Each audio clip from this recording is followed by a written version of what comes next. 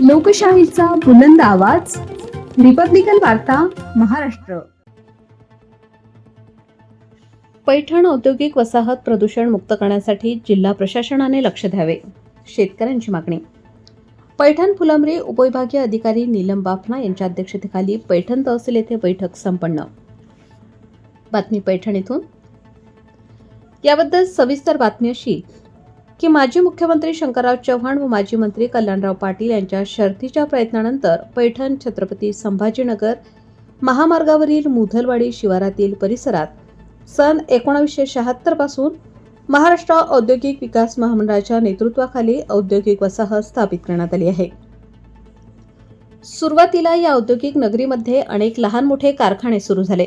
तदनंतर उद्योजकांनी सुरू झालेले कारखाने बंद करून पळ काढला. मनमानी पद्धतीने कंपनीवाले वागले व त्यामुळे पैठण औद्योगिक वसाहतीला उतरती कळा लागली. पैठण औद्योगिक वसाहत कृती समितीच्या माजी आमदार भाऊराव थोरात, रतन गारते, शिवकुमार पाटील, दिनेश पारीख, नानक वेदी, मदन आव्हाड आदींच्या नेतृत्वाखाली आंदोलने झाली. माजी मुख्यमंत्री विलासराव देशमुख यांनी पैठण औद्योगिक वसाहतीच्या औद्योगिक नगरीत रूपांतर केले. पैठण औद्योगिक वसाहत ही केमिकल झोन असल्यामुळे प्रदूषणामुळे आजूबाजूतील गावाला याची प्रचंड झळ बसली. शेतकऱ्यांना व नागरिकांना व बालगोपालांना शेतीला मोठी हानी पोहोचली. हे कटू सत्य लपून राहिले नाही. दिनांक 25 मे रोजी पैठण तहसील कार्यालयाच्या सभागृहात पैठण औद्योगिक वसाहतीमध्ये सुरू होणाऱ्या मनाक्षी ॲग्रो कंपनीने सुरू करण्यात येणाऱ्या प्रकल्प अधिकाऱ्यांनी सविस्तर सादरीकरण यावेळी सादर केले. विविध खात्यांचे संबंधित अधिकाऱ्यांसह लोकप्रतिनिधी, नागरिक, शेतकरी मोठ्या संख्येने यावेळी उपस्थित होते. पैठण फुलंब्री विभागाचे उपविभागीय अधिकारी नीलम बाफना यांच्या अध्यक्षतेखाली बैठक संपन्न झाली. याप्रसंगी शेतकऱ्यांनी, नागरिकांनी व लोकप्रतिनिधींनी समस्या मांडल्या. दर 2 महिन्यांनी पैठण औद्योगिक वसाहतीतील कंपनी चालक, लोकप्रतिनिधी व संबंधित अधिकाऱ्यांची बैठक घेण्यात यावी.